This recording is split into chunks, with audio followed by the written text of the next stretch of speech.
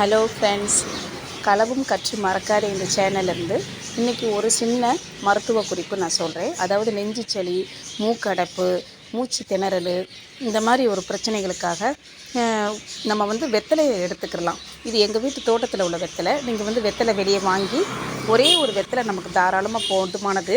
ஒரு வெத்தலையை நம்ம பறிச்சுக்குவோம். இந்த வெத்தலையுடைய பின்பக்க கம்பு நம்ம எடுத்துடணும். பின்பக்க காம்புகளை நல்லா அகற்றிட்டு கழுவிட்டு பொடி பொடியாக அதை நம்ம கிள்ளி வச்சுக்குவோம். இப்போ நம்ம பொடி பொடியாக கிள்ளி வச்ச அந்த வெத்தலையை ஒரு கிளாஸ் டம்ளரில் தண்ணி வச்சு அதை ஒரு சட்டியில் இப்படி போட்டுக்கிடுவோம்.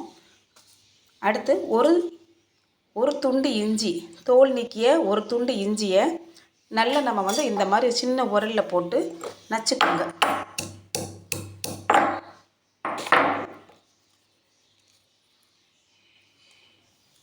அதையும் போட்டுக்கலாம். போட்டுட்டு கொஞ்சம் சின்ன சீரகம், இந்த அளவுக்கு சின்ன சீரகம்,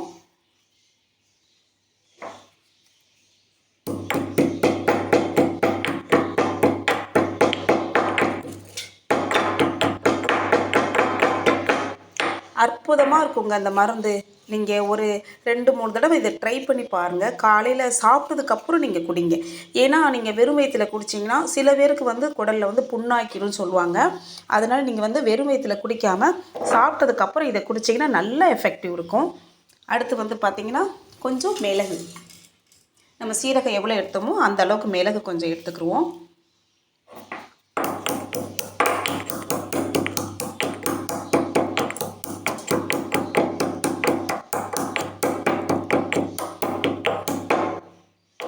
இப்போ நான் அதை அரைக்குறையாக நுணுக்கிட்டேன். நல்லா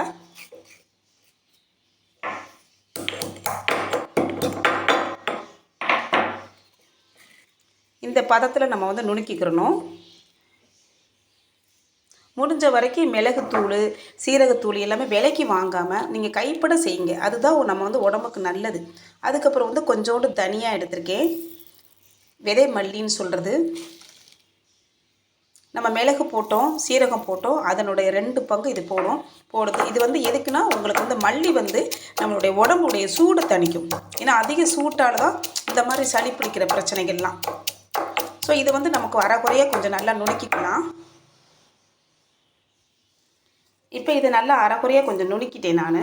இதை இந்த தண்ணியில் போட்டுருவோம். நம்ம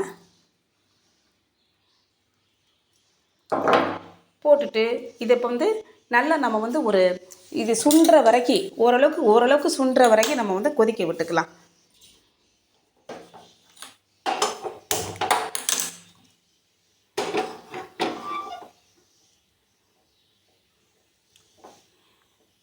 ஏன்னா இதில் மிளகு மல்லித்தூள் போடுவாங்க. மல்லித்தூள் நம்ம ரொம்ப மையாக அரைக்கணும்னு அவசியம் கிடையாது. இந்த மாதிரி இருந்தால் தான் அதனுடைய முழு சத்து நமக்கு கிடைக்கும்.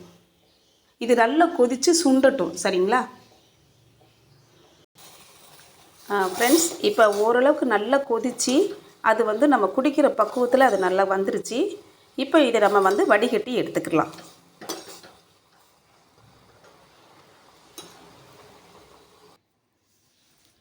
இப்போ இன்னொரு கிண்ணத்தில் நான் வடிகட்டி வச்சுருக்கேன். அதை இப்போ நம்ம இதை வடிகட்டி எடுத்துக்கலாம்.